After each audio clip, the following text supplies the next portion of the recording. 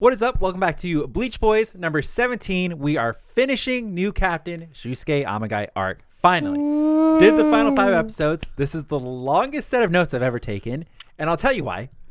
There's a lot of he said, she said right at the end. Oh, my. So a lot of, oh, this person said this. Oh, well, actually, it's this. Oh, well, where's this person? Why? Oh, here's why. And then you get that point of view from another person. Oh, here's actually why. And it's like, oh, well, here's why he feels that way. Well, actually, I feel this way.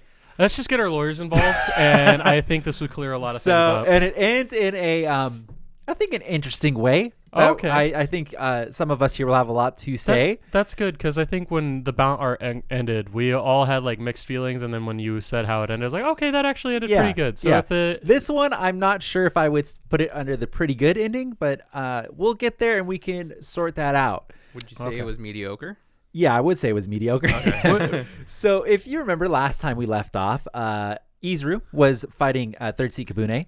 And yeah, and it wasn't going too hot for Izuru because you find out Kabune could just like telepathically lift his fucking Zanpakuto, so who gives a fuck? Oh, he's like a perfect counter. Yeah. Bro, by the way, last time we did this podcast, you started reading names off, and my brain literally shut the fuck down. I forgot who Izuru was for a fucking second. Yeah. I'm just... Lieutenant Kira, as he's loving nice. Wabisuke boy. Yeah. Wabisuke is all I need. Yeah. So where we left off, he was on the ground. Like he was about to be pretty much finished. And they kind of made it look like, oh no, he's going to be finished. Who's going to save him? And that was the end of the episode. Oh. We see immediately the start of this first episode. He saves himself because he just gets back up and fucking blocks. Nice. Surprise. Yeah. Who would have known?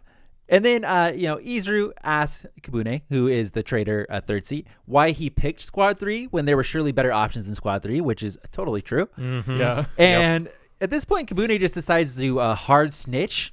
And he admits, like, it doesn't matter anything that I've previously done because the Kasumioji clan strategy is to use the Bakudo to create a new order.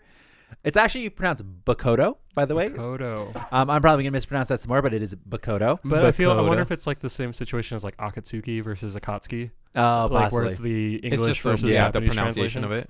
So he kind of says that, and then Izuru decides to just suddenly get stronger because Kibune stated that he never saw any of the squad as friends, and then Izuru just starts swamping him because he said that. He's like a Saiyan. You never said about my friends. Yeah, so Kibune is even like, hey, your resolve alone won't be strong enough to defeat me, and spoiler alert, it was.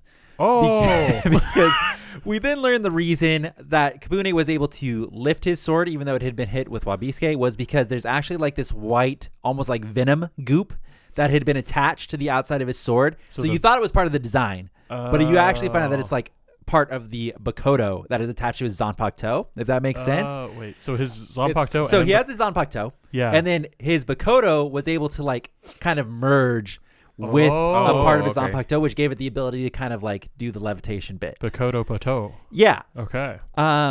They don't ever come back to explain that, but there you go. Oh, that's really nice that they did that. Yeah, this would have been such a great character arc. I know this is filler, and if they had already like previous background knowledge, this would have been the time to get him a Bankai, Izuru. This would have been so nice. It still would have been a little early. I feel like Izuru is a weird character because, as we discussed in previous episodes, his Shikai is really strong. Yeah, it is, but it's also really, like a one-trick really pony. strong. What do you think? But which is also it's the main a very, character. very strong one-trick pony. Yeah, very strong. I say that, and the main character literally has one attack for the whole series. So it's hard to how do we give Izuru a power up? It's like, well, it's hard when he can solve literally every problem by making you heavier. Yeah. Like you can't really compete against that. It's like Josh said. It's fucked up whenever he tries to weigh himself and and Sam's just like, yeah, it's hard to compete with that. So as a classic, we basically see Kabune start to power up the Bakodo, which as you know, when they start doing that is usually when they fucking blow up. And they go to do one last samurai charge because it's Bleach, and that's how it goes. So they do a running slash at each other, and surprise, Izuru wins. Go ahead. Wait, with fucking Wabisuke? Yep. Okay, the samurai thing's cool and all, but it's so weird because I saw the picture of the dude's fucking sword. Yeah, that thing's and then we huge. got a hook. And he's got a hook? It's just how it goes. It's Bleach. They just end every fight with a samurai slash. I feel like Tite Kubo's just sitting here watching this. Like, can they stop fucking asking questions? It's like, listen, I did that in one cool fight. Can we just stop? Fucking go past it. So Kabune is on the ground, and his Makoto starts to like crawl off of his body, and then his body becomes engulfed in flames, and nobody says shit about it. It's like if you remember, Izuru's there, and then a few members of Squad 3 were also there, but they got attacked. Well, they're all back together now, and like his body is literally being engulfed in flames, and they're just like, "Yeah, hey, so happy you're good, Izuru." It's like that's sweet. Thanks, man. Okay, so you see enemy, right? High school enemy, and he catches on fire, and we're all just standing there. Are you gonna be like, "Hey, he's on fire"? Yeah, I would say something. Well, yeah, be like, "Hey, that's a little weird, right?" There's a difference between high school enemy and guy that just tried to murder people in my squad. Like, well, it's like still you would be like, he just spontaneously combusted. Like, I would just assume Josh would be okay with it. He just literally lit on fire right next to our feet. Like maybe. I'm sassy. And you gotta think the smell is gonna be gross too. And it's like nobody's gonna mention the fucking smell of burning flesh. I would, the guy's an asshole, in my opinion. So I would be more worried about the crawling away sword at this point. That would catch So my it's thing. not the sword that's crawling away, by the way. It's like the actual attachment part where you fist a squid or some sort of a sea there's life. no blade to it? So it's just a squid? His thing was like set up to where it already attached all over to his arm, and he was like feeding it power. And then his, somehow which they don't explain once again, had merged with his Zanpakuto toe. And so that's kind of all I can give you. I'm sorry. So it's just a fucking spicy oven mitt. Yeah, a little bit. Yeah. Okay. So that part crawled off. His sword is still hanging out there, and I believe it's broken in half. Oh, so it's heavy. Yeah. So we switch over to Soifan at this point, who is still thinking about what Ichigo said because she's the only not sheeple. And just like that, Yoruichi shows up and is basically just like, "Hey, sup, I got information for you." Oh, I bet she swooned. So then we go over to Ichigo and Amagai now, who, if you remember, they were chasing after an assassin who they saw carrying Lady Rurichio away. The assassin is cornered and throws her into the air and uses that opportunity. He's like, everybody's looking up to try to attack Amagai. Of course, he gets wrecked because Amagai is a captain. And then we find out that the Lady Rurichio they were all chasing was like a fucking dumbass puppet thing, where it's like literally the jaw and everything is just a puppet. I'm done with like this. You would have been able to see it from miles away that was a puppet, but I guess that, whatever. So they're all there standing there like, oh man, it's a puppet. Then they get a hell butterfly filling them in on Izuru, and they decide to head over to where he is. I would have loved if the hell butterfly was, wait, you're following a puppet. I was like, really, bro? So they go to where Izuru is in, I would imagine, the ashes of Kabune, and Renji shows up. Oh. They decide to have Renji take Third Seat Kabune's now broken sword that still has part of the venom fluid on it, and deliver it to Head Captain Yamamoto as actual evidence of the wrongdoing of the Kasumioji clan. Also, if I ever have like a metal band, Ashes of Kabune is like right? hard top pretty picks. legit. So Amagai at this point is like, I would do that, but we have to rush to the Kasumioji Palace at once because that's where the princess will be and time is running out. Does homeboy have a mustache? He does not. He's about to have one. So and he continues on saying they already found her there once, so that's probably where she would be because there's like, no one's going to check the same place twice. Yeah. Logic. And then he says if Kabune was really their big trump card, then they're probably going to kill Lady Rurichio next because we just wrecked their trump card. Ukitake now, we're cutting over to him. He's talking to his boys, and he's basically telling them, like, let's just wait a little bit longer because, he's cautious. He's like, something doesn't feel right about this. Let's just wait before we deploy. And then cough, cough, cough. Because he's just a good guy. He doesn't actually do much coughing in this arc, almost, if at all. I don't think he does any coughing. The only time he's healthy is when it's a filler. Yeah. And so he's kind of saying the same thing. He just wants to make sure everything's good. And then Yoruichi shows up to Ukitake as well. And she goes, sup, I've got information for you. And then we got away from that as well. So did we talk about how Yoruichi just kind of comes in and out? Like, yeah. Is she pardoned or like? So that I don't think we've gotten to that part in the anime yet, and I don't have it off of memory. But there is a funny. So when they do the previews for next time, they narrate over it with characters, and they're just never talking about the actual preview ever. Yeah, it's always something random. And so one time Ichigo's talking to Yoruichi, and he asks, like, "Why are you always sneaking about like that?" And she's like, "Oh, I love the look on their face when I surprise them." It's like, and she's just like, "That's why." And he's like, "That's why." Yeah. So I was like, oh, okay. I wonder if she's a puppet. If she's saying the exact same thing, she's just showing up. She could be one of the assassins. Yeah. Everyone you never loves know. Yoruichi. You never know. Yes, we do. So now we go over to Renji, who delivers the broken half sword to Yamamoto. And we don't get any information at this point. They kind of like, hey, here's the sword. Yamamoto looks at it, and then we cut away. We go to outside of the Kasumioji Palace, where Hitsugaya and his squad are now guarding the entrance. And Hitsugaya immediately calls out. I was like, yeah, Ichigo, I know you're there. So you might as well come out.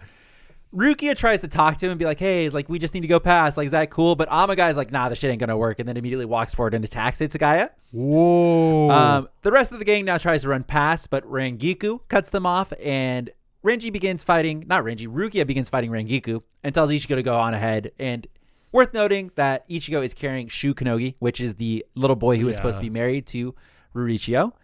Just then, we go out to Yamamoto, who is putting out an announcement to the Serite that it has been brought to his attention that possible acts of treason have been committed by the Kasumioji clan. All 13 court guard squads are hereby commanded to occupy the Kasumioji grounds to search for and seize any evidence. Damn right, sir. So Ichigo asks Shu if he has any idea where Rurichio would be. Shu is basically just like, oh, well, there's this one place that we were never allowed to go, so it's probably going to be in there, and then off they go. And that's the end of the first episode. Dude, I got to be honest with you. I've been friends with you over a decade, all the two of you.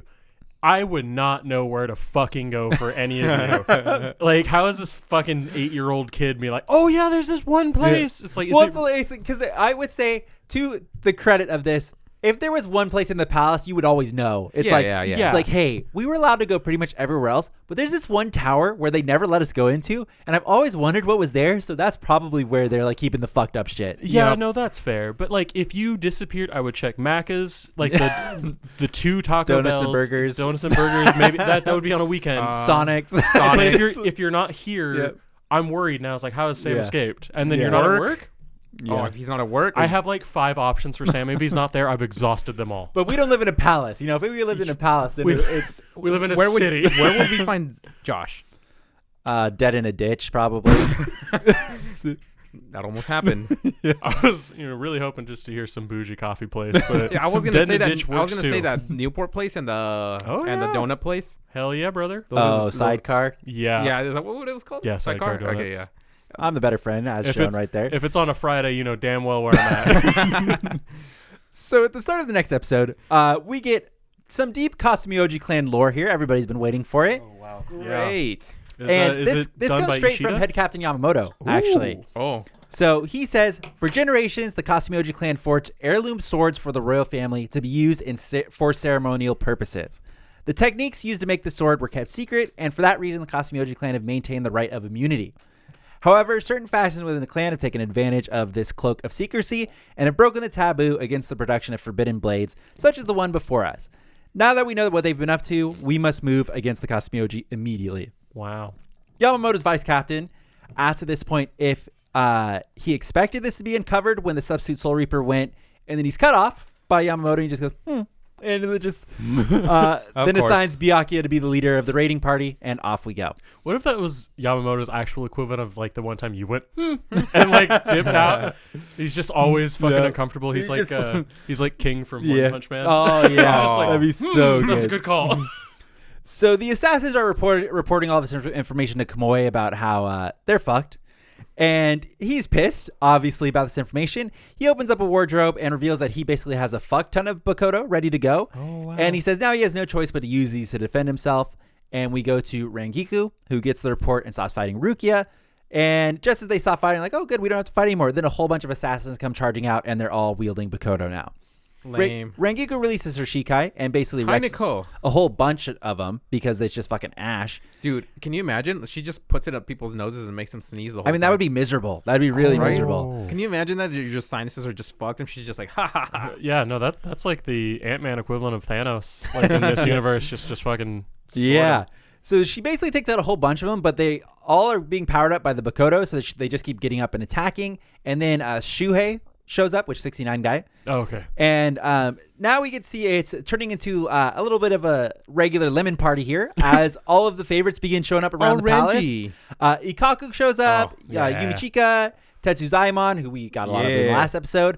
The whole gang is showing up here. Amagai and Hitsugaya, still kind of fighting, are interrupted by Byakuya, who informs Hitsugaya on the situation. As Hitsugaya gets informed, Amagai's like, cool, glad to be on the same side, and then dips out immediately. Ichigo runs into assassins and comments that all of their souls have been taken over by their swords. Ooh. That's when Rukia reunites with Ichigo, telling him that the Soul Society is now on their side. Ichigo tells Rukia to now she should take Shu and go on ahead. Since they beefed up their security here, they probably are close to where Lady Rurichio is. I feel like if everyone's like finally gang and they're like, hey, Soul Society's on our side, I would turn around like, well, fucking finally. Like, why do I have to keep constantly saving the world to do this shit? Fucking Ichigo. Yeah, it's bullshit. So now we see everybody's favorite Kenryu and Inryu. And they're in a cell commenting about how they hear fighting going on and they need to take advantage of this commotion to rescue Lady Riichio. We see more fighting around the palace, and no matter how much damage they kind of do to the assassins, the Soul Reapers are commenting on the fact that they don't seem to care about their own lives and they seem possessed, which is kind of an ongoing theme. Rangiku now appears to Hitsugaya and Byakuya, asking what's going on. Hitsugaya says, as confusing as it seems, this was all part of the head captain's plan. Oh, no. Oh, no. He's going to create some Manos Grandes again. So Byakuya says that the Kasumioji clan, they're protected by their aristocracy. Under normal circumstances, no one could interfere with them. Hitsugaya chimes in saying the head captain received information some time ago that the clan was up to no good, but he had no way to go after him. By chance, Ichigo came along and got involved in their affairs, so he used him. Rangiku is like, without telling him, and Hitsugaya says he couldn't take the chance. It just shows how much faith or how much he trusts in Ichigo's abilities. He's a wily old fox, which I like that part. So Josh isn't used to getting praise, so obviously he wouldn't like that part. But I like it. It's kind of a sweet thing from Yamamoto, who's otherwise a very stoic because I dude. feel like there's too many times in Bleach where it's like, why don't you guys just trust Ichigo? Yep. It's like he's shown he knows what's up multiple times, but it's like every time you guys try to dick him. I wonder if it's like, if you put that in like a political climate, it's now like, oh, we're showing favoritism for like this like random party where it's like, oh, he's earned it, but not in the people's eyes. So the people, the souls, who the already captains hate like Soul Society, you know, they're really trying to earn their trust. I don't ever get they're really trying to earn anybody's trust, honestly. No. So we see Kumoi, who is now fast walking through the palace, and he's carrying the mirror sword that Hanza had, and now he's kind of wearing a red cloak. I don't think the red cloak is important at all, but just worth noting. Stylish. Yeah, he gets a report from an assassin saying that they won't be able to hold the Soul Reapers back much longer, and he replies saying that he knows, and he just needs to get into the Bakoto workshop, and then they'll be fine. Then, as he's walking some more, another assassin appears in front of him and is like, hey, the Soul Reapers have broken into the Bakoto workshop. Oh. And Kumoi is pissed. He's like, they what? And then he says, that's impossible. The barrier on that building was bestowed upon us by the royal family. It cannot be breached by a mere Soul Reaper. We then cut to that building where we see the barrier begins to crumble. Who wants to take a guess? Who wants to take a guess how it was? No, you go ahead. It's Amagai. You're saying Amagai? Amagai. That's actually what I was going to say too. Okay, you're both wrong. What? So I'm going to take you on a little bit of a journey here. I would rather get punched in the dick. No. So we see the barrier crumble, and the first one to enter the building is Ukitake. Squad 13. His whole gang walks in. The people inside, he basically tells them like, hey, everybody relax. Like we'll be taking this building now. The people inside try to run, but of course, wherever Ukitake goes, Chill Captain is there as well. Gyukaku. But let me tell you how it was neither of them that crushed the barrier. Oh. It was Soifan. So, and let me tell you how. We see Soifan. She's outside of the building, who is approached by Yoruichi, who is congratulating her on breaking through the barrier. Soifan says they couldn't have done it without her insight. How did you find the vulnerabilities in the barrier's composition that allowed us to breach its weakness? Wow. Yoruichi says she got a blueprint from a man that was angry at the Kasumioji clan for interfering with his business. Urahara, in case anybody needed that stuffed out. Yeah. So, Urahara.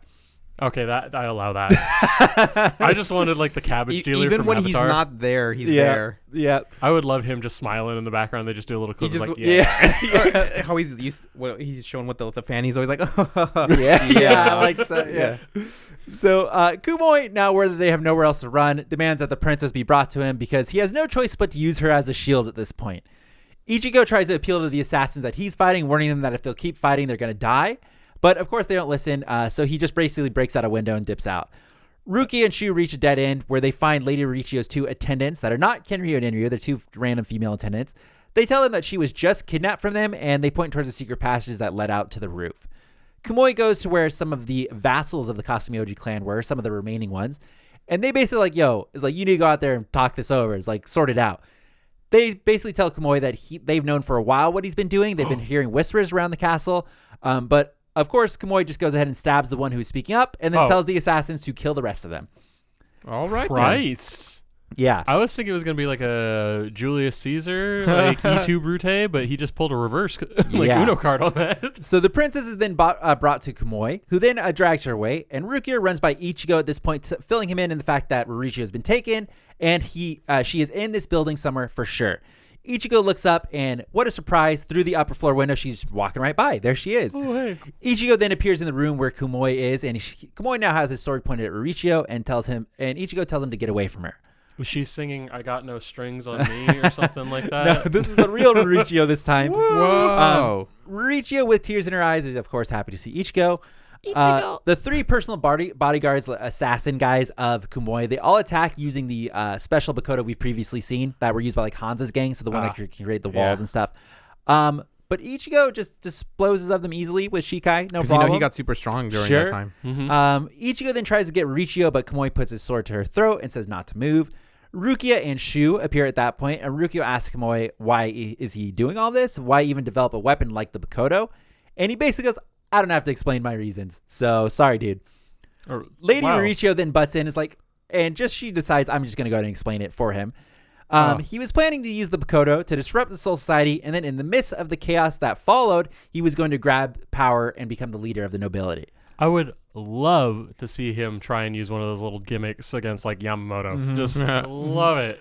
Because the way that I get how the politics of Soul Society work is basically the Serite is kind of an equal power level with the nobility. So like if he could have become the leader of the nobility, he's basically as powerful as Yamamoto, and then he could like butt heads, But politics wise, politics wise, not like actual sword play. But political wise, they could probably be like, I don't like what you guys are doing. Can you imagine being in an argument with Yamamoto? He doesn't seem like the arguing type, it's like you just shut it down. No. But so what you're saying right there, that's why I think they can't always trust Ichigo, because he's like, maybe there's other leaders of the nobility saying, who the fuck is this guy? And they're like, yo, come on, like they scouted out. Yeah, but a lot of the things where they try to fuck Ichigo are like they're clearly being attacked. So it's like the nobility shouldn't even have a say in it. It's like they should just follow Ichigo. It's like odds are he's fine. Yeah, and I mean, like, if you got Yamamoto repping you, I feel like that's enough. I agree. Yeah, more than enough. If you got the big boss man behind your back, you're chilling. But we're also like completely forgetting, or like not forgetting, but we haven't talked about it. They did this exact same bullshit in fucking Hueco Mundo. Like, Ichigo's going to, Orihime is a traitor. Bullshit. We know that. No. So they didn't, like, obviously that's Yamamoto did call her a traitor. But like he does explain at the time to Ichigo that they need his strength to stay here. It's like you can't go running headfirst into enemy territory like a moron. Yeah. Which he does anyways. But where it's like they would have much rather have waited, because they still had, according to Yamamoto, I think they had months before they were even going to try to come to Karakura Town. They had a long time. So he's like, you stay here. It's like, stay with us, and we're going to attack as a team. Could you imagine like a training montage? Yeah. Of all the captains in Ichigo? Seriously. That would have been better than and then they all attack as a team to like Aizen walks through with all of his Espada, and he's just greeted by all of Soul Society and the Visors. It's just like, what's up, dude? Okay, actually, we fucked it. Oh, yeah. Ichigo. But I do love the It's like they could have just gangbanged all of them. It was just like, okay, ready to go. Can you imagine that fight? Oh my god. We wouldn't have gotten Don Panini. But as we know, the rule of Bleach is they only do 1v1s. So Don Panini's the best though. Except for Zaya Laparo. Yeah. So we go to back to the room with Kumoi and Mauricio. Kumoi is pushing his sword against Mauricio's neck and basically laughs like, I'm gonna fucking kill her. Ichigo, of course, yells to stop it, and just then a window busts open and appears Captain Amagai. He's a guy. He's a dude. Ichigo is relieved to see him. Kumoi is visibly upset that he just busted through the fucking window. Rukia fills him in on Kumoi being the mastermind behind the whole plot. Wink, and he just kind of stands there. So Rukia is asking him if he's all right, because he's just kind of staring straight forward towards the wall. Kumoi is freaking out at this point and lowers his guard. Mauricio uses this opportunity to make a run for Ichigo. Ichigo runs to grab Mauricio as well, but before they're able to reach each other, Amagai puts his blade between the two of them, stopping them from grabbing each other, and then he turns to Kumoi and fucking slashes him, killing him. Oh, wow. Just like that? Why is it so easy to do this He's shit? not entirely dead yet, but he is on the ground because he does have a few final words to say later. Sorry. But could you imagine that's like, okay, cool. Show's over? Like, he's just like actually still a good guy? Yeah. Okay, we good? Yeah. Let's go. Job done. So Ichigo demands to know what's going on here because they could have still questioned him and used him for like proof that they were fucking around. Nah. Amagai reaches down and takes out the eye. So as they're all like squid creatures and they have these giant fucking eyes on them because it's gross. He takes the eye out of the Bakoto, the mirror Bakoto that Kumoi was carrying, and then shows that now he has 4 eyes. Like he's got like hold them all in his hand in like a diamond like shape. Donzo? They're not in his arm, but similar. Yes, he's going Still around collecting eyes. Amagai says, "You've been most helpful, Substitute Soul Reaper," and then pulls out a bunch of papers from like his cloak and throws them into the air. Just then a blinding green light appears and creates a giant orb above them. Amagai then grabs Riichio and says, "See you around," and then disappears. Kumoi on the ground, as he's not dead yet, he has a few last words to say. He says, "I don't understand. I followed all of your orders. Why did you betray me?" And then it's finally put together that Captain Amagai and Kumoi were working together. And we cut to Captain Commander, who is watching on his perch like he normally likes to do, above Soul Society. And just then Amagai appears behind him, holding Lady Riichio. And that's the end of that episode. I would love if it's like Yamamoto's. Amagai, you've arrived. No. My real name is I'm a bad guy. So and then cut. Yamamoto turns and he's like, "Oh," it's like, "Well, what brings you here?" And Amagai replies saying, "I thought you would know, though now that I think about it, you probably would never dream that someone would come here with the intention of killing you." And Yamamoto's like, "Yeah, why? Like, for what reason do you want to kill me?" Amagai says for Shin'etsu Kisaragi is his name. Not Amagai's name, but the name of the person he wants to kill him. And he says, "Don't tell me you've forgotten about him. So now I've come here from hell on Shin'etsu Kisaragi's behalf." He then goes to unsheath his Zanpakuto, but then from the side of him, we hear Bloom in Glory, Benishidare, which is Kenryu's Zanpakuto. Oh, no. So he's there. Purple smoke begins to fill the room. And Amagai says that he thought he suppressed his spiritual pressure, but just what he'd expect from the Princess Guardians. But your efforts are in vain. Kenryu says silence, as we see his Zanpakuto actually has a different power. Oh. He says Benishidare Songe. This makes the petals, so basically he has like a flower petal on his hilt, and he shoots it in the sky. All the petals go flying up, and they come down in like pink blades basically flung at him. Dope. So Kind of Senbon similar Sakura? to, Senbon Sakura. Very similar. Amagai is unscathed from this, and he's like, "Yeah, that's not going to work." But Kenryu calls for the princess to run as he's like kind of standing in the middle of all these blades.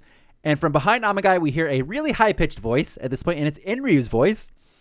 And So that's why he never speaks. Oh. so he says something at which the subtitles said is inaudible because he could not understand what he was saying. Is it like that What scene in Pirates of the Caribbean where the guy goes, "And so we Yes, shall go yes. to war"? It's very much like that. Enryu has a shikai out, which if you remember is basically two floating hands wrapped around his torso with like chains. Mm-hmm.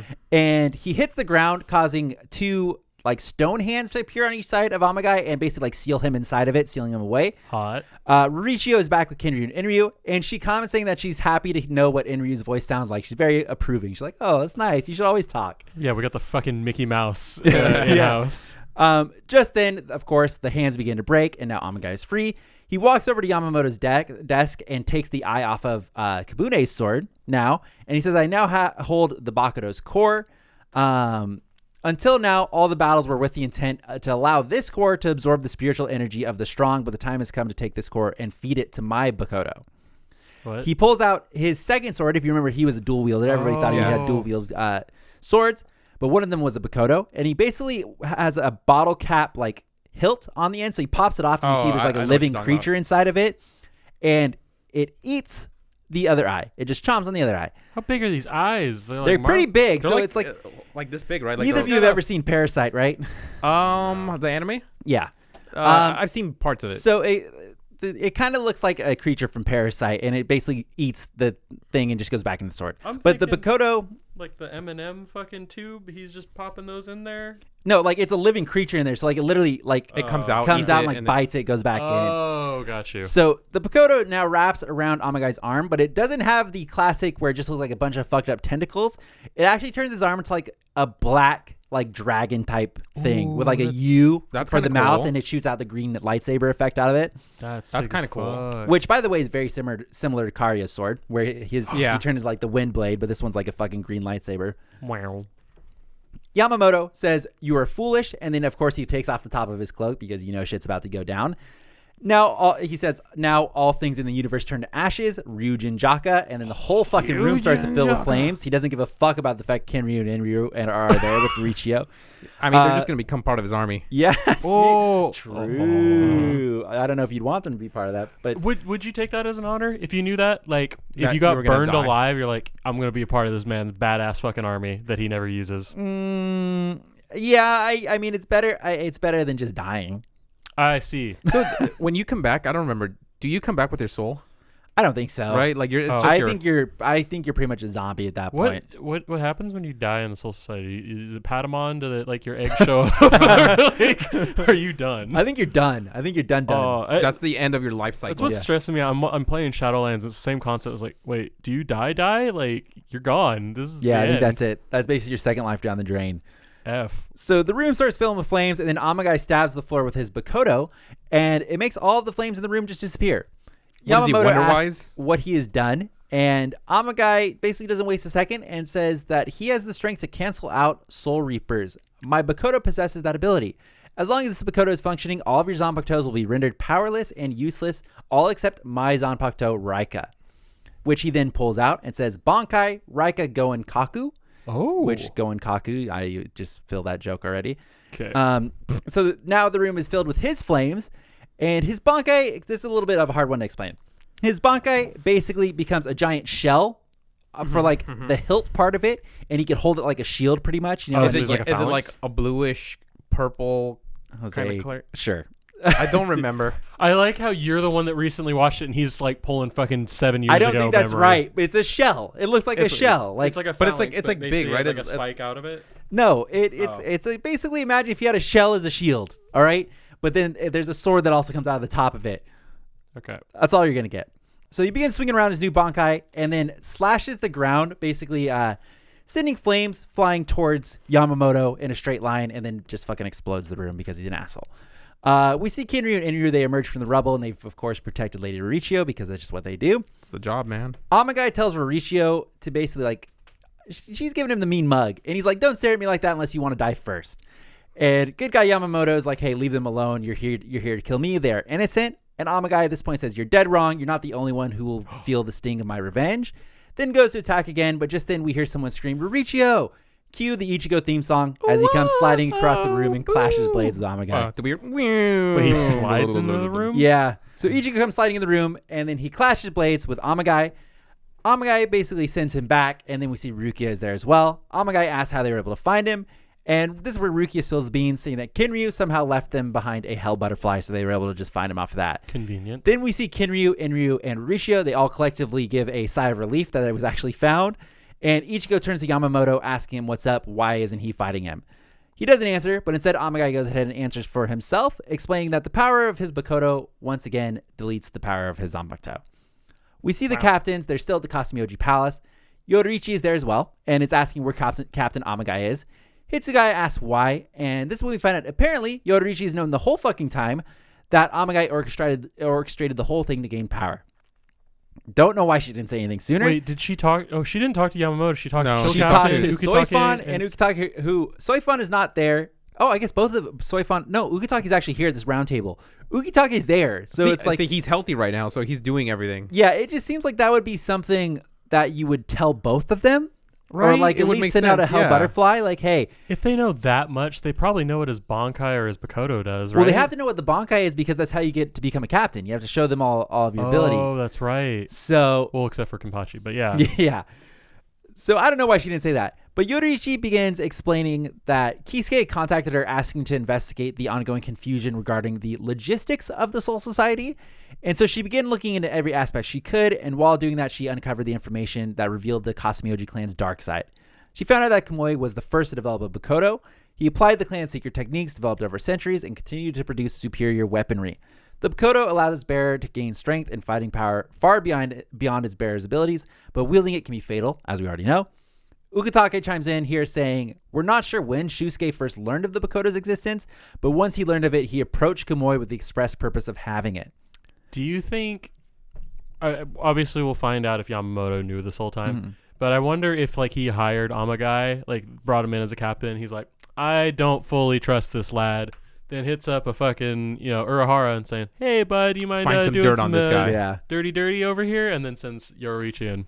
It does like seem that. like, and I don't know if it ever comes to play, it does seem like that would be something Yamamoto would be open to. Yeah. He's basically like Dumbledore. Yeah. It's Yeah. like he, It's all it's, politics on the outside. Yeah. But here's how it actually functions. yeah, but he's like your bro Yeah. on the side.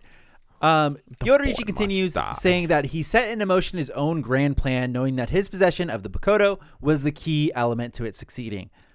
Chill Captain, at this point, says to make that happen, he knew he must become a squad captain, so he would have complete knowledge of the Soul Reapers and the Soul Society. Yoruichi continues on saying, so Shusuke connived a plan to become a captain, knowing that would advance his own plan. Right after he became a captain, an incident occurred which in a restrictive current shutdown request was ignored, which is the very beginning of the arc, if you remember. By discreetly voiding that request, so he did it himself, Shusuke created a chance to show off his powers to his squad and won their confidence. He then met with the other captains, gaining their trust, and advocated for cooperation between their squads and established training exercises to create unity. But his real reason for doing that was to analyze the fighting ability of each squad as he carefully prepared to put his plan into motion. An unexpected windfall came to him, and Byakuya is like, "Oh, Ichigo." It's like, yeah. You know what's crazy to me? So it's like one of those. Oh, it was super simple. He had a really well laid out plan. We're ignoring the fact that he had to have a Bankai. Like the dude just like, oh, you know what? This is a really good plan. I just need to become Bankai enabled and a captain. Which is like the hardest fucking thing. It's like, oh, hey, thanks, Aizen. You digged it. Spoiler alert, you find out later that he basically trained his whole life to do this this moment. But wow. That's sad. But you still don't get guaranteed captain status, and Aizen's the only reason he would have had this, like... Yeah, you're right. But it's like, I'm sure there's captain openings every once in a while. It's like... Every couple hundred years. You live forever. Yeah. Pretty much. I mean, we're not sure about that. Yeah, we're still not sure about that. Look at Yamamoto. Yeah, he old. But he is really old, but he's old. You live a good amount of time. I'm sure there's a captain opening every once in a a while. I mean, think of the mass exit when the visors were there. So it's like, that's true. That was a ton of openings. Again, Aizen. He's making all of the openings. What a good guy. Yeah. So Yoruichi continues on saying he originally intended to take even more time to make his move, but Ichigo's intervention caused upheaval for the Soul Society. After he's hearing this, he then fanned Kumoi's ambitious nature. By then overstating the conflict, he plunged the Soul Society into utter confusion and chaos.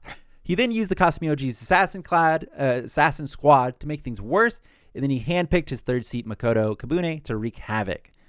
Chill Captain chimes in and says, but I heard when they fought Lieutenant Kira, succeeded in defeating the third seat. Ukitake says Makoto's defeat was the first instance in which Shusuke's plan suffered a setback. Apparently, Amagai didn't see Izuru winning that battle. Yo. So nice. he didn't have a lot of confidence in Izuru there. He was like, oh, yeah, just fight him. You'll win. And then it's That's like, ooh, fun. Got his ass beat. My bad. And Hitsugai kind of chimes in here. He's like, oh, I guess he underestimated Izuru's tenacity. Which nobody even fucking says anything about. They just move on from that. That's the awkward statement. Yeah. The room. Like, Byakuya says, we know Shusuke Amagai went to all kinds of extremes with this, but for what? Yoruichi says, I have an idea why, and then we cut away. Oh. Yeah, buckle up. We get into the real gritty parts of it here. Woo. Yamamoto asks Amagai to please enlighten him as to how he knows the name Shin'etsu Kisaragi. Okay. Amagai says, you see, that was the name of my father. That's right, my father was Shin'etsu Kisaragi, Revenge. the Soul Reaper that you murdered. So Rukia is kind of stunned by the fact that Yamamoto killed him, and Ichigo asks if there's any truth to what he's saying, and Yamamoto is just like, yeah, he speaks the truth, I did kill him. That's a terrible question to ask. Like, did you murder a murderer? But I don't understand. A better one. Like, I don't understand. Like, why are we surprised that Yamamoto murdered somebody? He's the fucking G. Like, obviously, he will sometime in his lifetime have murdered somebody. Like, that's just Ichigo's murdered people. Yeah, it's just how it's gonna go. Why is everybody like, oh, you murdered someone? What? You murdered what? a Soul Reaper? It's like, if we had the opportunity to kill fucking Aizen right now, we would have. Like, what the fuck? So we go into flashback here, and Yamamoto is facing somebody in a circle of flames out in the middle of a field. The man he is facing is panting, and he goes to attack him, but Yamamoto just fucking slashes through him, and the man collapses. Yamamoto, now out of the flashback, says, I remember that time and place, but how did you find out that I killed your father? Amagai says he lived for several hours after you left him dead in the field. That day, my father had been acting strangely, so I decided to go looking for him. I knew my father trained with his Zanpakuto in that field. With his dying breath, he told me, he said it clearly, he said that you would cut him down. Everyone still shocked at this fucking revelation. Amagai continues, saying several years after his death, I changed my name, enlisted in the 13 Court Guard squads, and lied that I was from the Rukon district because apparently anybody can do that. Wasn't Yamamoto like a bandit before Soul Society? Yeah, I think so. I think so. He was a G, right? I don't know why everybody's pissed. And Yeah, I don't know why everybody's pissed. Right? Like, that just seems like his character. So Amagai continues saying he gathered many facts about my father's death, and then I recalled a word, the Bakoto. That was the last word my father ever spoke. What was a Bakoto? Why did my father need me to hear that word? Slowly, it all fell into place. Somehow my father had fallen onto the Bakoto's existence, so in order to learn the truth, he infiltrated the Kasumioji clan and found himself in over his head. Amagai continues saying, you were an accomplice of the Kasumioji clan in those days. You were also involved in the Bakoto's development. My father was quite aware of your actions, so you decided that you had to silence him. In the years that followed, there were many more suspicious decisions and activities sponsored by the Kasumioji clan, but you refused to interfere. I saw it all and swear I would make you pay. I feel like I can already guess the plot, but go ahead. Just let's take a guess. It's similar to the Shiba guy that Rukia had to kill. Okay. He got taken over by the Bakoto, and Yamamoto's like, bruh, really? And he's like, kill me, and then, yeah. Very good. Very good. Damn it. End me, sir. Well, you want to cut it now? Yeah. So, to continue on into Amagai's backstory, he says, through all the years, as I was training myself, all I could think about was seeing you crushed. Then I aligned myself with the Kasumioji clan and was given the Bakoto. My prominent service in the expedition unit was noticed, and this led to me becoming a captain, creating this opportunity for me. I will avenge my father, and then he attacks the ground once again, sending flames flying at Yamamoto. Can you imagine that being your life goal, to try and take out the biggest, baddest motherfucker there? I mean, it's a pretty good life goal. Good life goal. He's not going to make it. I mean, that's always the main villain. Yeah. That's main villain status. Yeah. Like, that's vibes. So we go back to the stir of the moment captain's meeting that was being held at the Kasumioji Palace. And Shu Kanogi, the little boy that was supposed to marry Riichio, now runs up to them and he says, I'm here to beg you, please help Ichigo and the others. Ichigo and Ruki are trying to catch up to Amagai, who had gone after the head captain. So we go back to the fight, and of course Ichigo got in the way and blocked it and knocked away the fire. He says he's been here the whole time and has heard enough of his self-destructive nonsense. Ichigo goes on to explain that he's pissed that his quest for revenge has dragged Riichio through it as well. Get your revenge, but leave her out of it. Amagai tells him to move it. Ichigo says, if you want to see me move, then you're going to have to make me do it. And then begins powering up. And that's the end of that episode. Wait, his Zanpakuto's working? Yeah. What the fuck? They talk about this later. Okay. I was like, huh? They can't get anything past me. So start of the next episode, Ichigo immediately goes Bankai, and they begin fighting. Amagai explains to Ichigo that his Bakoto seals away the spirit energy of Soul Reapers and the power of the Zanpakuto. Therefore, your attacks are no match against me. Ichigo says, forget it, I'm not handing over Riichio, and then they fight some more.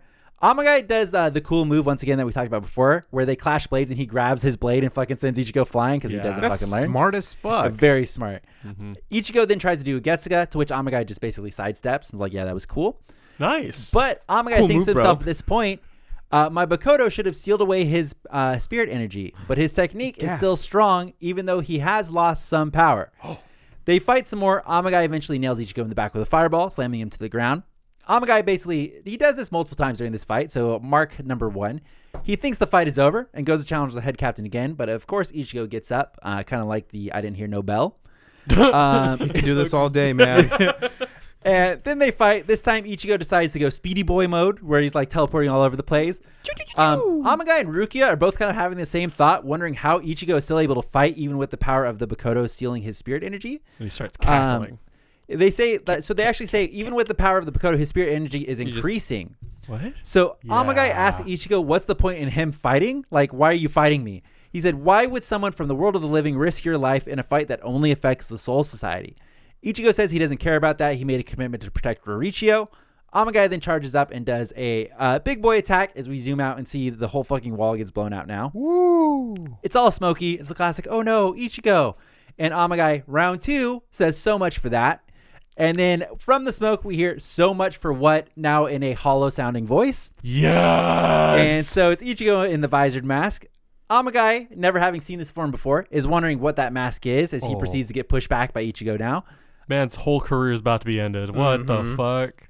Amagai says, don't underestimate me. And then immediately followed by that, Ichigo is able to land a cut on him, just like a small little cut.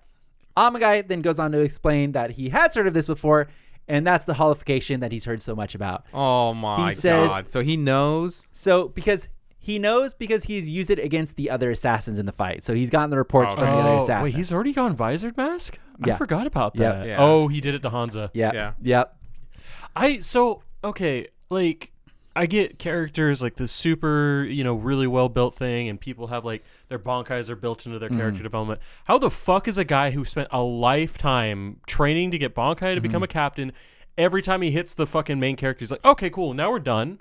Like, that doesn't make sense to me. Yeah, it doesn't make sense.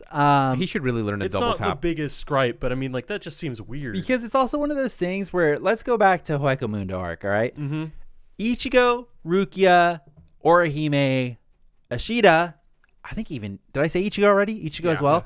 They were all sensing when people were losing through walls in Hueco Mundo, far away. Yeah. Mm-hmm. I think even Chad, when he lost, was like, oh, he's still alive, but it's like he's gonna die. Like I can sense it.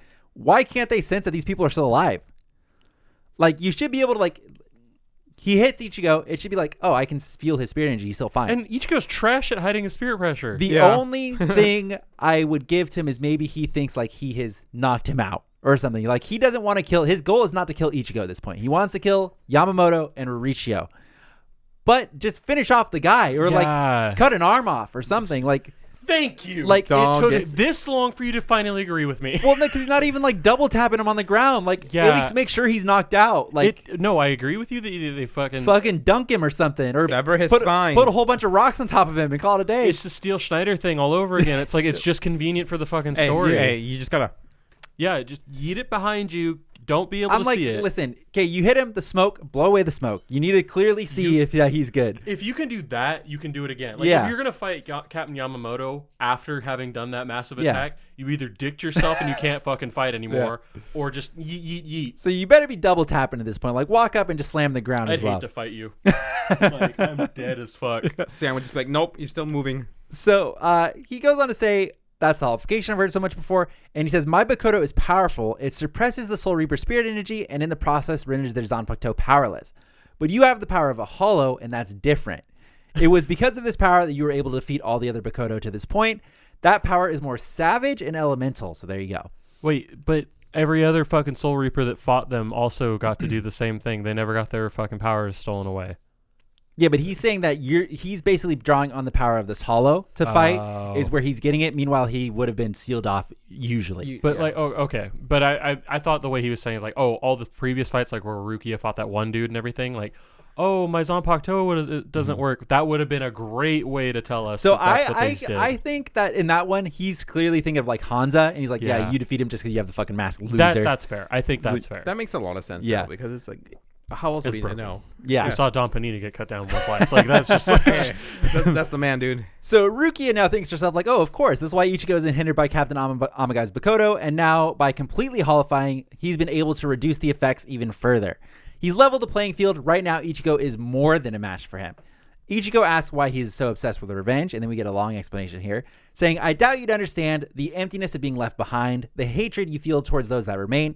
The power of these emotions becomes so strong you find them more and more difficult to resist until your life is controlled by them. You ask yourself, what am I doing with my life? But no matter how much you struggle towards the light, the voice in your head plunges you back into darkness.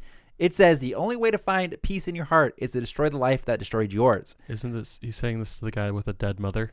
Yes. Ooh. So but that's unfair, because as far as Ichigo knows, he took that out already. Yeah. Like, he thinks he killed Grand Fisher already. It's like, oh, it's true. Oh, yeah. But so that's unfair. It's but like, his mom's still Ichigo's like, dead. oh, how can you do that with revenge? It's like, oh, well, I ended my revenge fucking in 2 days. Like, okay, but we had very... Meanwhile, Amagai's been alive for X amount of years. But thinking about a good guy. Basically, imagine if the president of the United States killed your dad and he's just fucking chilling. That's like Amagai. He's like... okay. Whereas, meanwhile, imagine Ichigo... Like Ichigo's mom got killed by like a fucking random robber on the street. It's like, and it's like, you already took care of it. And then Ichigo's like, well, why are you so obsessed with revenge? It's like, you wouldn't understand. That's actually a very good point. It's like, I have to see my killer everywhere I go. It's like, you fucking killed your guy already. Oh, that's redacted. I like this. Yeah. I pull my statement. All right. It's like, wow. Yeah, fuck Ichigo at this point. So Ichigo basically goes to that response, are you that weak? You possess the ability to rise to the rank of the Soul Reaper captain, so why can't you find the strength to move past this obsession with vengeance? Amagai replies saying, if I could find a way to have my revenge, I don't mind dying in the effort. That has always been my strength. And then they begin to fight again. Wait, that's a strength you can't test until you die. Yeah. I think his strength has been his revenge, is what he's saying. Thank you for interpreting this guy, because I am not fucking getting it. So Amagai gets kind of frustrated after fighting, and he's like, fuck it, I'm just going to take Ichigo down as well. And he spins his blade into the ground and says, Goen Ryuga. And at this point, he kind of does a similar move to Kinryu that we saw, but this time like a whole bunch of flame kind of like pillars pop up from the ground all around Ichigo, and Ichigo starts getting like fucking bounced around and goes, and he's getting fucked up by this. Pinball. So now half of Ichigo's visor mask is ripped because that's just how it always goes, and Ichigo hits the ground. Richiyo runs to him, telling him that she doesn't want him to fight anymore. She doesn't want anybody else hurt because of her. But Ichigo just says, rest easy. In a few minutes, you won't have to worry about the problem ever again, and then gets back up. I would love to have like a timer for how long he's had this fucking mask up, because I want to know what point in time. What was it? What was his limit? It was like 2 minutes. 2 minutes, right? I was gonna say 30 seconds. It was 30 seconds I originally. When he fought, it was 10 seconds when he fought Grimmjow originally, and then it was like 30 seconds when he fought Ulquiorra. And then I think when he fought Grimmjow again, I think it became like 2 minutes. Yeah, I want to say 2 minutes, but that's me pulling a number out of my ass. So I don't know if that's true. Yeah, because the fight itself took what, like 5-10 minutes? The fight itself takes a very long time. Yeah. So Rukia, watching the fight, says that Ichigo is trying to target his right side, which is where Amagai's Bakoto is, and he's trying to destroy the Bakoto. Oh, because then he'd be broken as fuck after that. So Amagai is able to figure that out as well, and then he just starts guarding his right side. He's just like, okay, cool, man. I figure out what you're doing. He moves his shell to the other side. Oh, good point. So then he's able to use that opportunity to damage Ichigo's mask some more. He tells Ichigo he basically tells Ichigo, hey, I figured it out, who in reply fires a fat ass Getsuga that Amagai catches with his whole fucking body because he's a dumbass. Whoa. Everyone is acting like, cool, we did it. We defeated Amagai, because nobody once again is sensing the fact that he's still alive except for Ichigo. Good call. He's the only one who everybody's celebrating. Like Rukia breathes a sigh of relief, and Ichigo tells Rukia, we're not out of the woods yet. I would love it if like the next scene is Ichigo down there just stabbing. No, we ain't done. Yeah. So then we skip the classic spiritual pressure shakes as Amagai raises out from the debris. He's now glowing red and says, this will not be over until I achieve my revenge. I'm sending all of you to hell.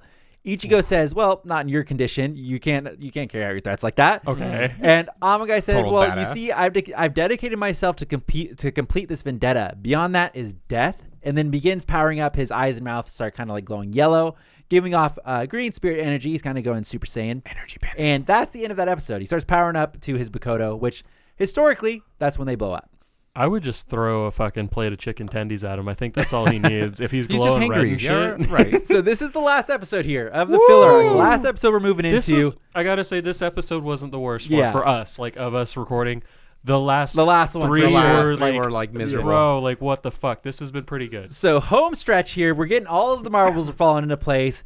Ichigo has a flashback to the assassins blowing up when they go into this state, and he tries to call out to Amagai to stop. He's like, don't do it. It's like, what do you like? You're just gonna kill He'd be yourself. like, no, but of course, don't. Amagai doesn't listen and just continues fighting. Ichigo gets wrecked with a flaming phoenix that he shoots at him, which you think shit. Ichigo would be a bit of a professional at blocking, but not so much. No, he's like, oh, that dude took a Getsuga. I gotta go hard and fucking take a phoenix to the chest too. It's like, yeah, I only blocked the most powerful phoenix in all of Sarate before. I'm just gonna let this one hit me in the face, I guess. Rukio kind of watching the fight is she asks Amagai why his Bakoto hasn't taken control of him yet. And Amagai responds saying that he's actually able to suppress it with his spiritual pressure. Oh, so he's and that he's strong. like, it hasn't grown a bit, has it? And she's like, ooh. He then says, let's finish this up, Ginryu-sai, because now he's turning to Yamamoto once again, thinking he's finished Ichigo with a fucking flaming phoenix. I like how again Yamamoto's just kind of like, okay, Ichigo. He's literally just watching the whole fight. He's just standing there. just like this. No staff. He's just like, yes, okay.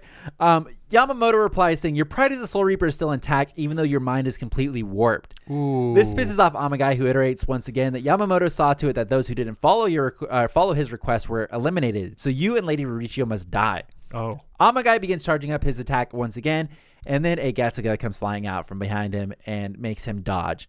Whoa. Ichigo asks if he has ever thought of the suffering he had brought to everybody else because of his revenge.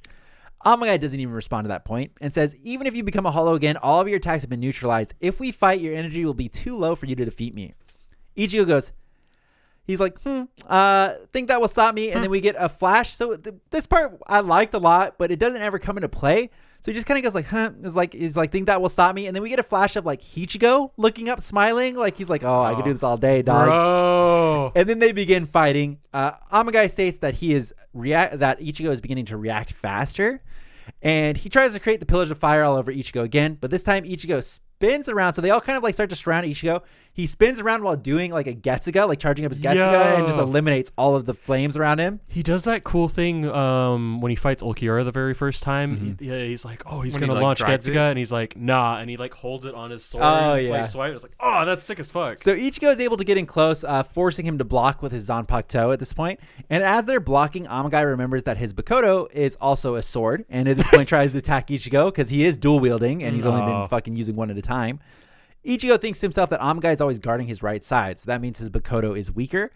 Ichigo Getsugas the ground in front of him, creating a smoke screen. And Amagai figures it out. He's basically looking around like, what is he going to do? He's going to do this, or he could do this. And he basically figures out that he's going to try to attack from the right, and then he goes to block. But Ichigo comes out doing a Getsuga Tensho. So he does the Getsuga, but then he basically like follows the Getsuga in and is like attacking at the same time. Oh, smart. Amagai summons fire as they clash, and we see a ton of fire kind of shoot up into the air. They do the classic like zoom out. We don't get to see what's happening. When we go back, Amagai's Bakoto is broken around his wrist, and Ichigo's hollow mask crumbles. So Ichigo says it's useless to keep fighting. Amagai replies, I've already thrown my life away, so if I can see Genryu's side dead, that means I've already won. I'm taking every one of you with me. Ichigo tells him to stop because he'll die if he keeps feeding it spirit energy.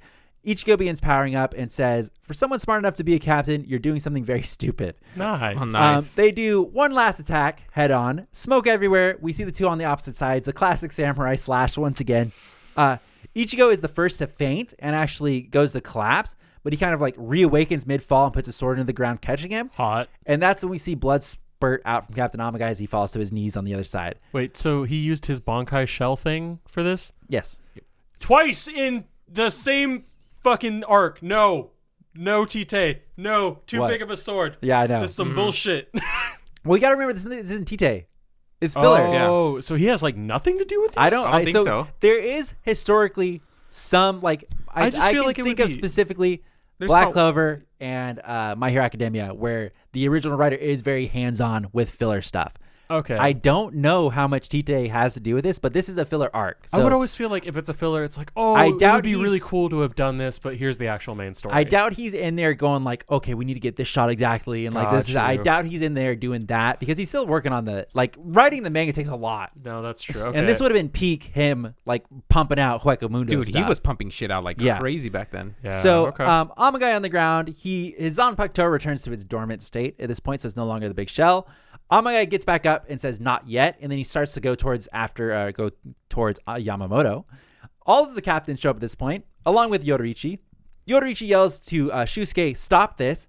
Not a single one of them at this point tries to stop him. Oh, They're no. all there. They watch him go up and thrust his sword into Yamamoto, who is not actually stabbed because we can clearly fucking see he did like the high school stage play thing where it just lets it go by his side. But everyone like sees this and acts as if he's just been stabbed, like, oh.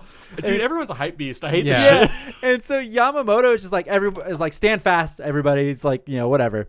And this is where Yoruichi says to Shusuke Amagai, she says, the head captain isn't the one who caused the death of your father. It Get was ready, me. guys. Twist that nobody has guessed yet. Big twist. No one. It got fucking cut. So, she says, certainly your father was a victim, but his life was completely consumed by the Bakoto. As you know, the Kasumioji clan at that time, Gyukaku Kumoi began misusing the clan's special techniques for the casting of royal swords. He exploited their ancient secret techniques in order to develop the Bakoto. Then, using his prototypes, he began doing experiments with them involving test subjects.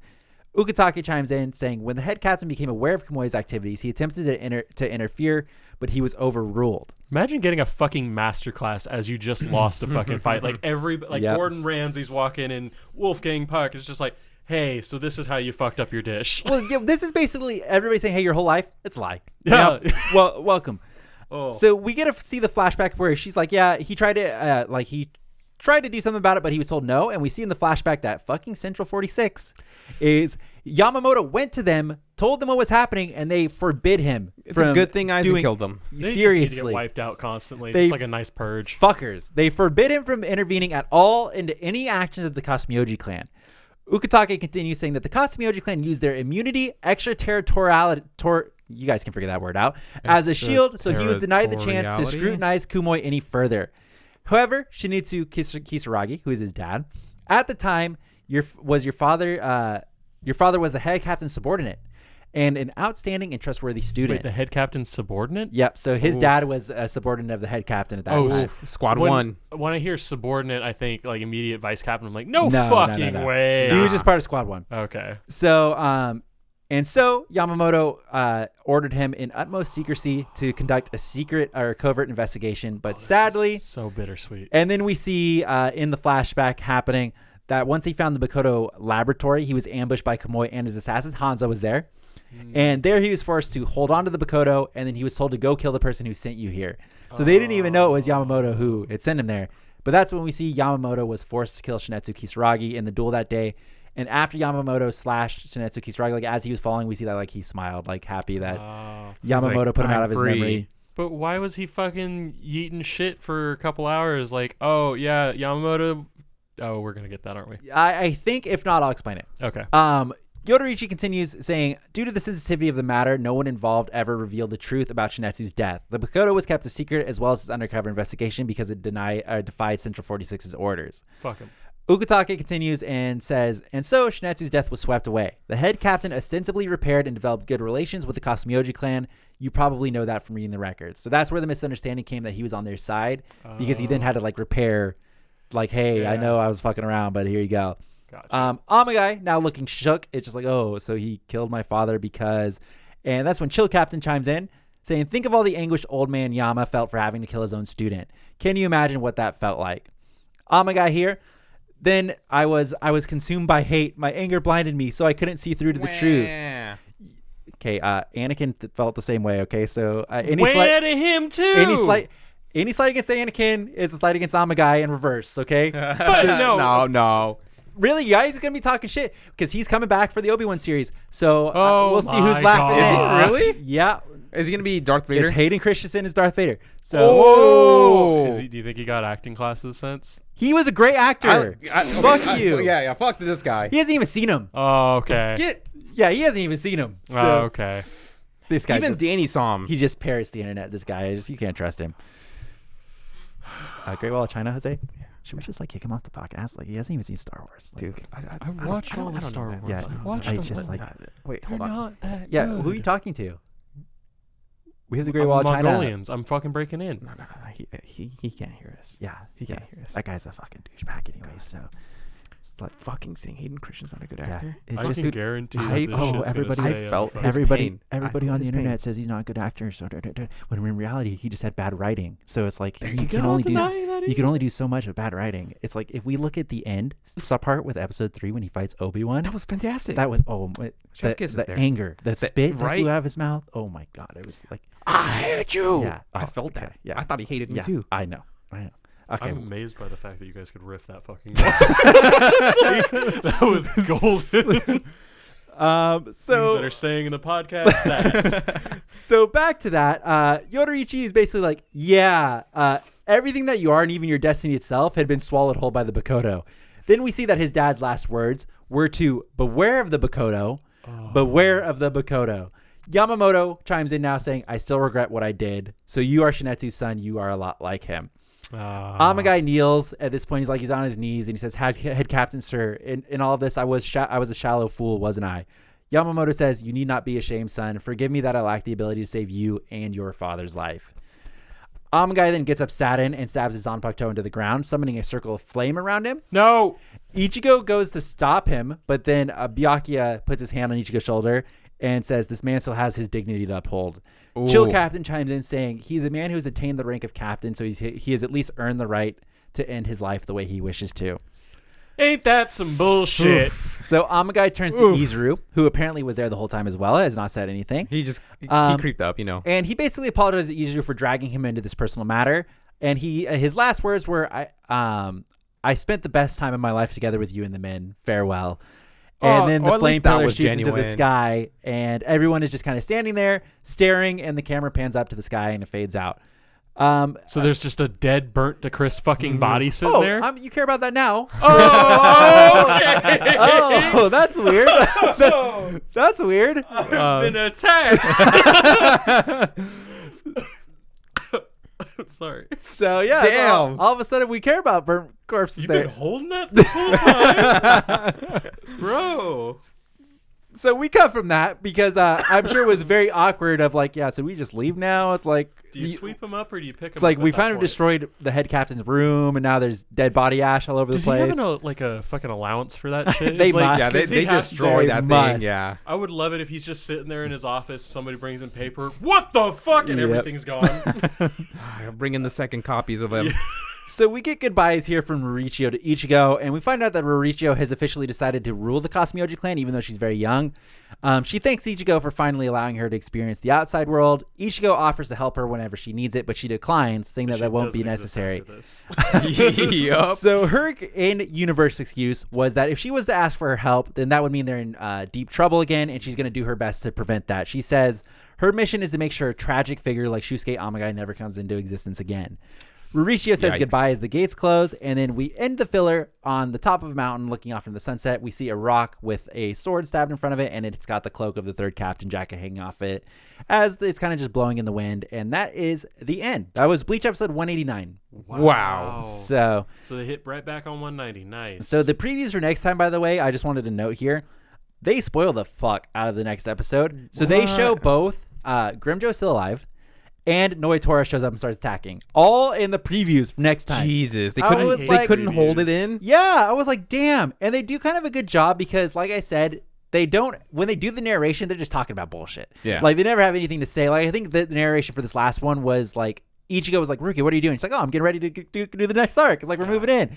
And so they don't ever talk about it, but the actual thing is like Grimjo's back up, trying to attack Ichigo, and then Noitora shows up, and now they're fighting, and it's like, dude, That's it's like all in like a insane. 15-second preview, and I'm like, yo, what the hell? The next fucking 2 episodes. Yeah, it's crazy. That's insane. So what do we think about the arc? What did this is the end of new Captain Shusuke Amagai arc? I don't care for it.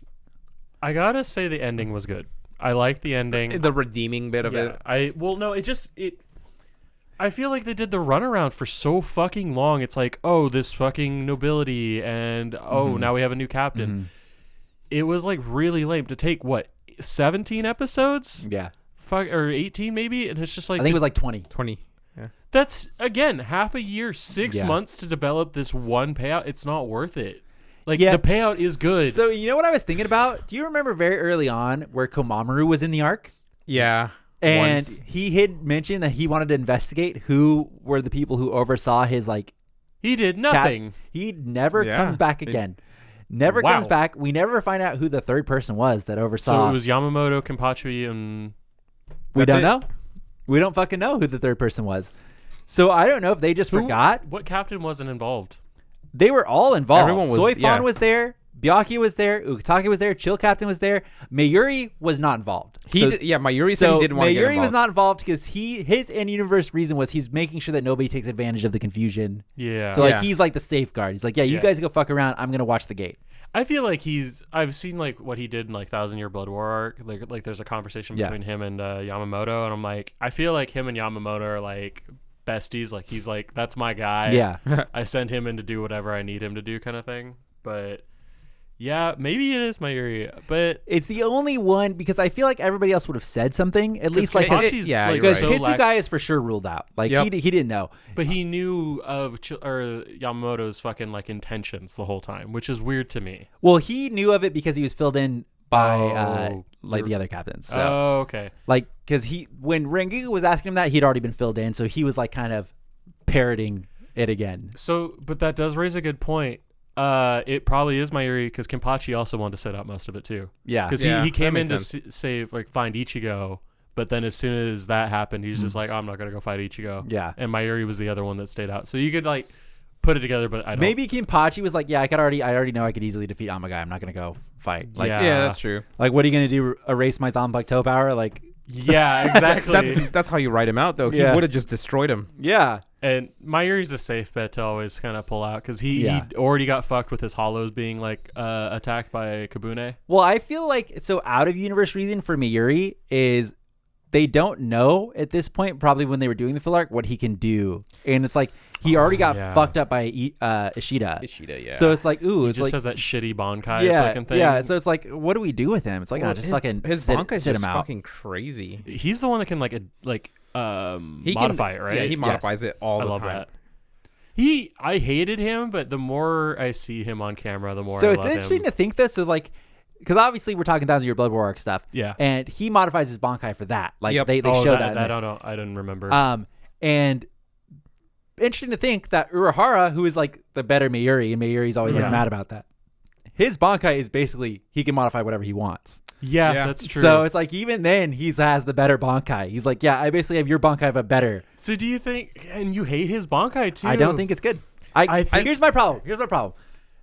Where does the Benihime Red Slash fit in with his Bankai? Like what is that? So I watched. There's this really cool guy. I can't remember his name, but he's like this blonde guy, British, and he reviews everybody's Bankais and stuff.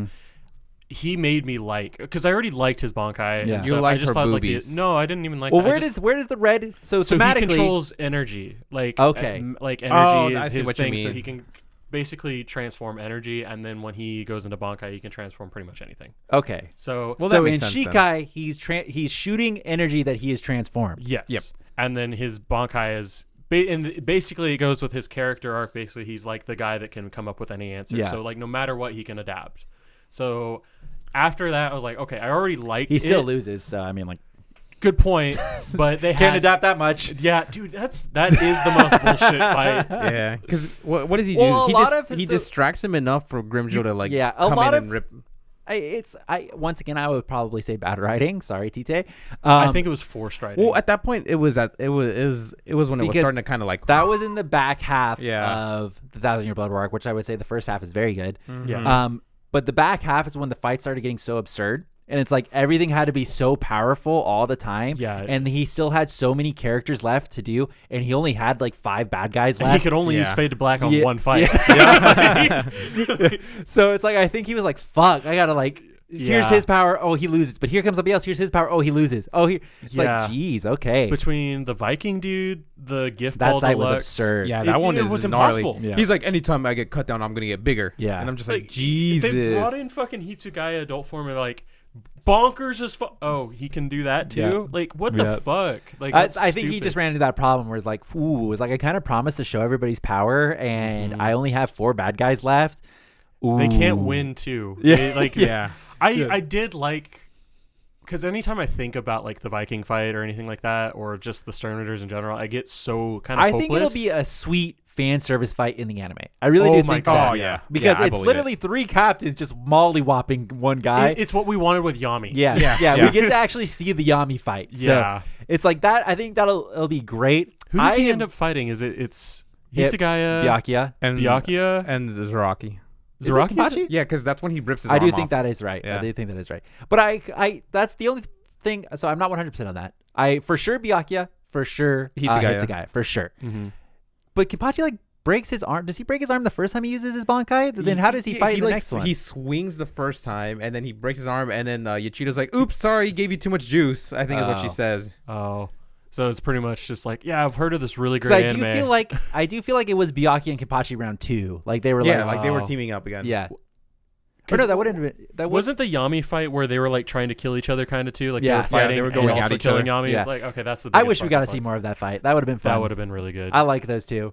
Yeah, they're like the perfect compliments for each other. Yeah. So that's why I'm saying. I think that's why they wrote off Mayuri. They just didn't know at the time what he could do. Yeah. So they were like, and But they already knew used about him. Steel Schneider. They already used like he made a tech thing in the Bount arc. They're like, Yeah. we've been there, done that. Yeah. So it's like another filler arc with Mayuri. It's like, and I think that's the same thing with Kenpachi. They were like, we know Kenpachi. It's like, that's been there, done that. We gave him a cool scene in the beginning. People like Kenpachi. We're going to move on from that. I'm also, if Tite's not involved in this, or maybe he's not very heavily involved, Sure. I'm honestly curious how much planning goes into these meetings for the fillers. Like, do you think they actually thought about that, or they just like had a meeting like, who can we use? And then they just I'm gonna shoot out my ass here and say that this was back in the time where Pump they it didn't out, really, pump it out. yeah, they didn't really give a fuck about Yeah. fillers. They were like, we just need to do this. So I Burnout think doesn't exist. Yeah, I think they were just like, fuck, we got to do this. And they just, what do people like? and then what would be unique, like not to see again. That being said, we saw fucking Seal Schneider again, even though we just saw it. Yeah. But I think they tried their best to make it a little unique and a little different. I feel like, because I talked to you about it earlier when we were talking about like Jump to Zuka, it's like I wonder if people would like the picks differently if they had read it versus like what we say. Yeah. So I wonder if I had watched it, would it have been as miserable as it felt to record with you listening about it? So the problem with the arc is the pacing sucked. It really but sucked. at the end, it was good. slow Because I didn't like the jumping around bits of it. It's like where it's like, do you just give me the one storyline maybe, or maybe I don't know how you fix it. I'm not the guy behind the scenes, but it just felt off. And it's like you can kind of see that from the very start that they're merging these storylines, but it's like I don't care about like. I think a lot of my problems come with the fact I don't find Izuru interesting. I don't want anything to do with him. But it's like at the same time, like the problem with fillers we've always talked about is it can impact the story, and if it does, it's just amplifying something that's already there. Well, this one they could have like realistically like they almost could have done whatever the fuck they wanted in this one, because they started the arc off with, oh, this just happened sometime random. It's like, so they could have done that, but like, hey, this is just gonna be a what if. Like that's what they should have done, and then it's like, let's fucking murder some people. Yeah, like fuck it. That would have been sick. See, that's what I was thinking when I think fillers. I didn't realize, I don't know the writing process. I would think Tite Kubo's like, hey, like I don't like the way it fits in the story, but I thought this would have been like a really cool one-off, like an OVA or something like that. So because it's such a manga thing where they try to make all of it seem like it's one cohesive story. Yeah. Where it's like, meanwhile, for American comics, they're like, no, we're gonna have like, here's what if, like, what if this happens, what if like Batman died in the last one? Yeah, nope, didn't happen. It's like they can do all these fun things where it's like they should be using the fillers. That could be kind of a fun, unique thing where it's like, hey, like an example, let's talk Black Clover. Hey, they're like 10 chapters behind right now, which I don't think that's the accurate number, but just an example. They got real close. You know what we're gonna do? Pause here.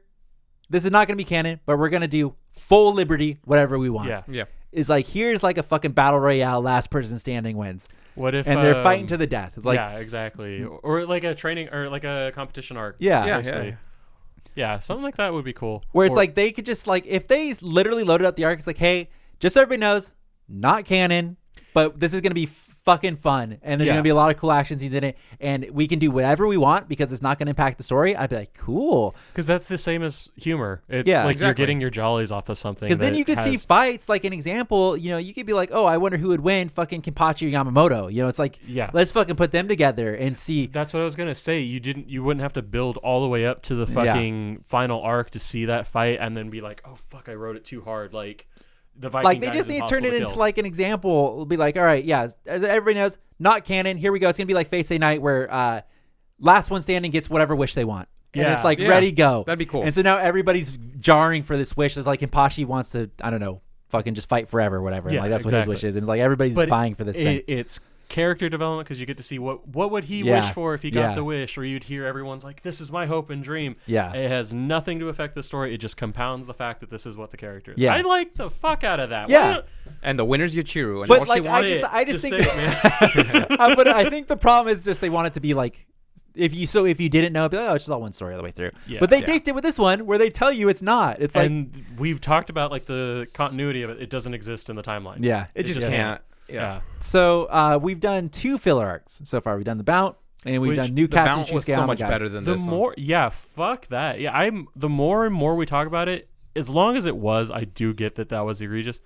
It does not feel like a filler arc anymore. It feels like it was just a not as well written arc. Because that one had the benefit of coming in right after the end. So it's like they were allowed to be like, this is like, this is going to carry on. Whereas this one, they were like, ooh, we're kind of like, they're literally in a different world and we got to do a filler arc. Ooh.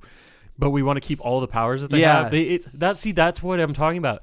They didn't do that kind of continuity check, but Kenpachi and Mayuri, they wrote out like very specifically like that. It just feels so fucking weird. So I feel like it is weird. So I don't know. I don't know. But I would agree 100%. I think the Bout arc was better. So I just think it is what it is. And the Bout arc is normally rated the lowest. Really? I feel like this one would be lower. People hate the Bout arc. But I think it's a lot of held memories. I don't think a lot of people are going back and rewatching the Bound arc. Like all at once. So I think it's a lot of people remembering seeing it the first time. They're like, yeah, I'm never watching that again. It is not as bad as you remember as someone who has just rewatched it. I think it is better than this arc for sure. I'm also curious how many people are in the same demographic as us that once we got to Filler's arc, we just started reading the manga. Yeah. Because it is... Why waste that? That's the other problem. I would rather them consume more of the other materials. So like, okay, you have fillers. This could have been a time to promote, hey, we have a manga, it's actually further ahead, we'll start animating. Well, this. the meme is that the anime is always just a big advertisement for manga. Yep. Like a lot of times when like an anime only gets one season, it's like, oh, just read the manga. It's like that's what it's meant to be.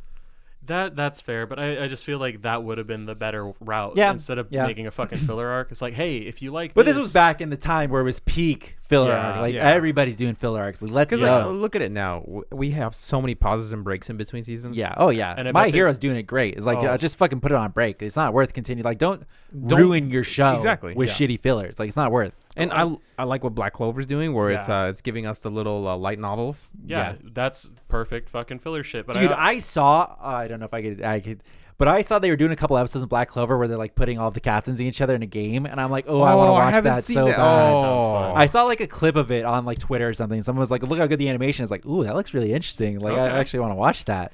I've only had and that's like a fun thing I'm talking about. That's like the same thing. Bleach soccer game. It's like just let's put them together against each other in a game. Just have them do something fun. Like something fun, super high stakes or something. Like I don't fucking. But I'm also cool with the one shot stories. I just they have to know at the end of the day, no one gives a fuck. Like they either can't do anything cool or they just want to tell the non-canonical story. And like I think one thing the Bounce had going for it, the story was at least unique. Whereas like they're vampires, like been there, done that. But that's new to the Bleach universe. This one was, oh my god, a captain's bad again. Who would have thought? Who would have thought? That's so crazy. Yeah, and like slight retelling of Darth Vader. Yeah, it's like, oh, okay, cool, thanks. Yeah.